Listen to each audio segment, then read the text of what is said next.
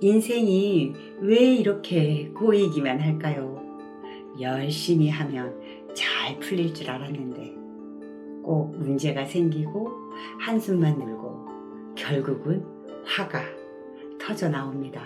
그런데 말입니다. 이 화가 단순한 짜증이 아니라 내가 인생을 다시 풀어야 할 시점이라는 경보음이라면 어떨까요? 살다 보면 인생이 매듭처럼 꼬여버릴 때가 있어요. 앞만 보고 달려왔는데도 꼭 풀어야 할 실타래가 더 얽혀만 가는 것 같죠. 주변 사람들은 마치 자기 길을 잘 찾아가는 것 같은데 나는 혼자 미로에 갇힌 기분이 듭니다. 한때는 반짝이던 꿈도 있었는데 지금은 흐릿해져서 마치 먼 안개 너머로 사라진 듯한 기분이죠. 이런 마음이 쌓이다 보니 작은 말 한마디에도 불쑥 화가 치밀어 올라 스스로도 놀랄 때가 있습니다. 그렇습니다. 우리가 화가 나는 건 단순히 성격이 예민해서가 아닙니다. 내가 원하는 삶과 지금의 삶이 그 맞닿지 않을 때, 그 간격이 생겼을 때 화가 솟아나는 겁니다. 이건 돈 때문일 수도 있고 관계 때문일 수도 있어요.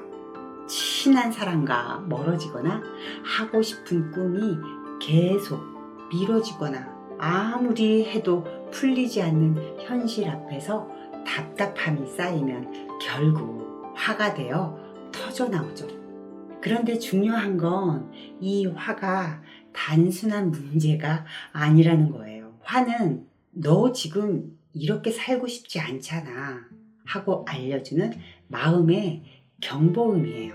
존중받고 싶은데 무시당했을 때, 안정되고 싶은데 불안할 때, 성취하고 싶은데 막혀 있을 때, 인생이 뜻과 달라지는 순간 화가 올라오죠. 심리학에서는 감정을 정보라고 불러요. 화를 없애야 할 감정으로만 보는 게 아니라 내 삶에서 뭔가 중요한 게 어긋났다는 신호로 보는 거죠. 즉, 화는 나를 무너뜨리려는 적이 아니라 내가 진짜 원하는 인생 방향을 알려주는 메신저예요. 그 신호를 무시하지 않고 바라볼 때 내가 어떤 삶을 살고 싶은지 그 비전이 드러나기 시작합니다. 그럼 어떻게 이 화를 계기로 내 인생을 다시 풀 수 있을까요? 3가지 방법을 나눠드리겠습니다. 첫 번째는 내가 원하는 삶을 묻는 거예요. 화가 날 때 이렇게 물어보세요. 나는 지금 뭘 원하는데 이루어지지 않은 거지? 예를 들어 누군가의 말에 화가 났다면 단순히 그 말이 싫어서가 아닙니다. 나는 존중받고 싶다는 내면의 욕구가 충족되지 않아서예요. 회사가 답답해서 화가 난다면 나는 성장하고 싶다. 내 바람이 막힌 거야 라는 거죠. 이렇게 화는 내가 원하는 삶을 다시 보여주는 거울이 됩니다. 2번째, 작은 만족으로 하루를 채우기입니다. 큰 비전은 멀리 있지만 하루는 바로 눈앞에 있죠. 오늘 내가 할 수 있는 작은 만족부터 쌓아가야 합니다. 커피 한 잔의 여유, 가족들과 다정한 짧은 대화, 그리고 오늘 끝낸 작은 일 하나. 여기서 중요한 심리학적 근거가 있어요. 사람은 실패가 반복되면 뇌 속에 실패의 기억 회로가 먼저 활성화가 돼요. 심리학자 마틴 셸리 그리머는 이를 학습된 무기력이라고 불렀어요. 나는 안 돼 라는 기억만 쌓이면 새로운 시도조차 하기 어려워져요. 하지만 반대로 아주 작은 성공 경험이 쌓이면 뇌가 달라져요. 심리학 연구에 따르면 사소한 성공이라도 의도적으로 기록하면 뇌는 나는 할 수 있다는 회로를 먼저 불러옵니다.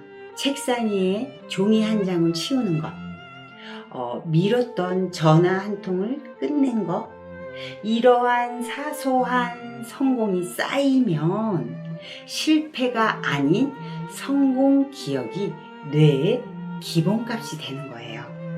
그러니까 작은 만족을 찾고 기록하는 건 단순한 기분 전환이 아닙니다. 실패의 기억에 갇힌 뇌를 성공의 기억으로 재프로그래밍하는 작업이에요. 삶이 꼬여서 답답할수록 작은 성공 하나하나를 쌓아가 보세요. 그게 모여 인생을 다시 움직이게 합니다. 세 번째, 관점 전환하기예요. 삶은 언제든 뜻대로 안 풀릴 수 있습니다. 그럴 땐 왜 나만? 이라는 말 대신 이 경험이 나를 단단하게 만들고 있구나 라고 해석해 보는 거예요. 같은 현실이라도 해석하는 눈이 달라지면 마음의 무게도 완전히 달라집니다. 이게 바로 관점 전환의 힘이에요. 물론 말처럼 쉽지 않습니다. 인생이 꼬여서 화가 확 올라오는데 이성적 관점 전환이 잘 안 되죠. 지금 뜻대로 되지 않은 일 때문에 가슴이 답답하신가요? 그럴 때 필요한 게 바로 응급처치가 필요해요. 제가 그것을 응급명상이라고 붙여봤습니다. 지금 저와 함께 해보세요. 눈을 감고 먼저 호흡을 깊게 들이마시고 하고 입으로 길게 내쉬세요. 한 번 더 해볼게요. 코로 깊게 들이마시고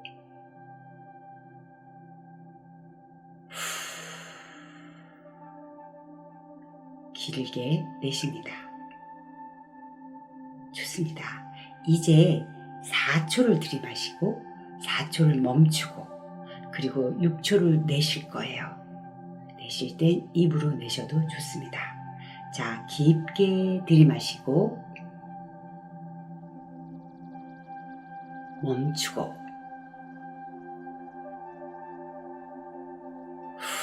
하고 입으로 내쉽니다.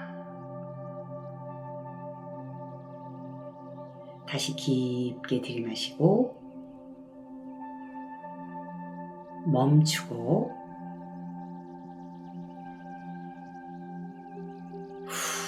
입으로 길게 내쉽니다. 마지막으로 깊게 들이마시고 멈추고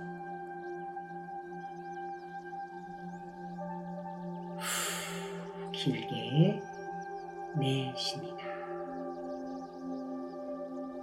이걸 몇 번만 해도 가슴의 뜨거움이 조금은 내려갑니다. 그리고 숨을 내쉴 때 속으로 이렇게 말해보세요. 들이마시고 내쉬면서 나는 지금 멈춘다.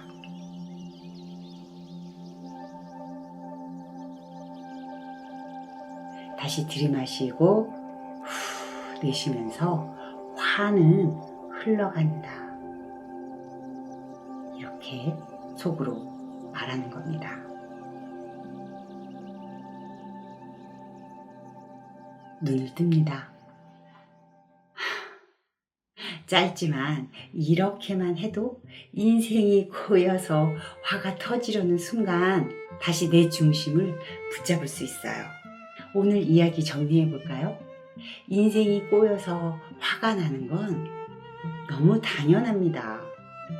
하지만 그 화는 내 성격 탓이 아니라 너는 지금 이렇게 살고 싶지 않잖아 하고 알려주는 삶의 경보음이에요. 그 신호를 무시하지 않고 내가 원하는 비전을 다시 세우고 작은 만족으로 하루를 채워가면 화는 단순한 짐이 아니라 내 인생을 다시 풀어내는 에너지가 됩니다. 인생이 꼬이는 순간은 누구에게나 옵니다. 하지만 그 순간을 어떻게 바라보느냐에 따라 화는 나를 무너뜨리는 불길이 아니라 나를 앞으로 밀어주는 불꽃이 될 수 있어요. 감사합니다. 나마스테.